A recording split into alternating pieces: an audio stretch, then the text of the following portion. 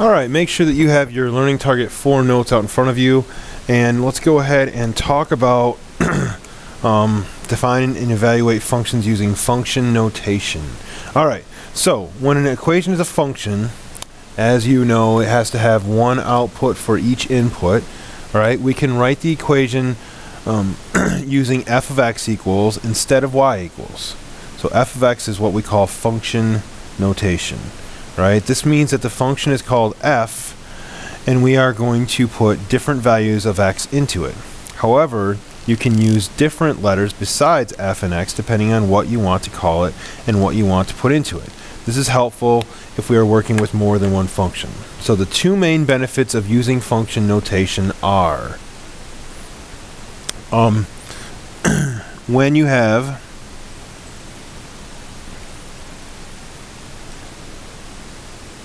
more than one function.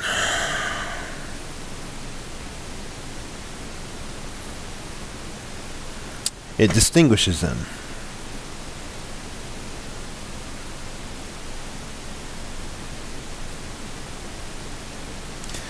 So you can say it's f of x, or it's g of x, or it's c of x, or anything like that. And the other one is when you have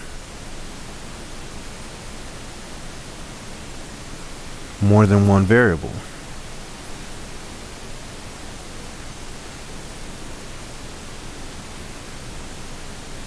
So if you have like g of x, or you have m of a, or any of those, that would be when you would want to, that's a big advantage to having it in function notation, right?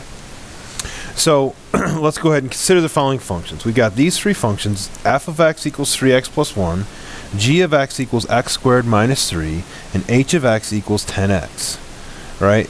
Using these functions, fine. So f of 4, what we're going to do for this situation is we are going to take the 4 and we're going to plug it in for x. So f of 4 is 3 times 4 plus 1.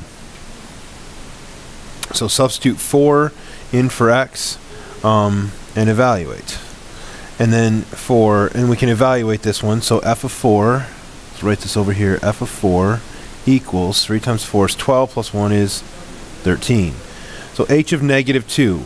So now we're going to take the negative 2 and plug it in for the x right here. So it's going to be h of negative 2 equals 10 times negative 2. So h of negative 2, I'm sorry, that should be a 4 right here.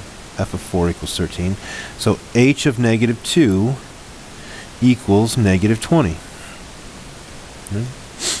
And then for g of 5, we're going to plug the 5 in for the x here. So that is going to be 5 squared minus 2. 5 squared is 25. 25 minus 2 is 23. So g of 5 equals 23. Alright, so that's when we're just plugging it in for the x value here. We plug it in over here and we just evaluate it. Down on these last two, it's a little bit different. We want to find x when f of x equals 64. So if we look at this situation, I'm going to take this 64 and we're going to plug this 64 in for f of x. Not for x, but for f of x. So I'm going to rewrite this as 64 equals 3x plus 1. So again, I'm putting the 64 in for f of x right here, not just for the x. Right? And then I'm just going to evaluate it. So just like we did with all our two-step equations, I'm going to minus 1 after I circle the variable and draw the line from both sides, and I get 63 equals 3x. And then I'll divide by 3, and I get 21 equals x. So we just figured out what we found: x when f of x equals 64. Now let's do the same thing for h of x equals 12. So again, we're going to take the 12, and in this case, we're going to put it in for the h of x. So I'm going to put 12 in equals 10 times x. We don't know what x is, we're trying to find x. So then to solve this, we divide by 10, and 12 divided by 10 is 1.2 equals x. So that is evaluating a function using function notation. And we're evaluating it when we're given what f of x equals, or h of x, but we're also evaluating it when we're given what the x value is, right there. Right? So that is learning target 4 notes.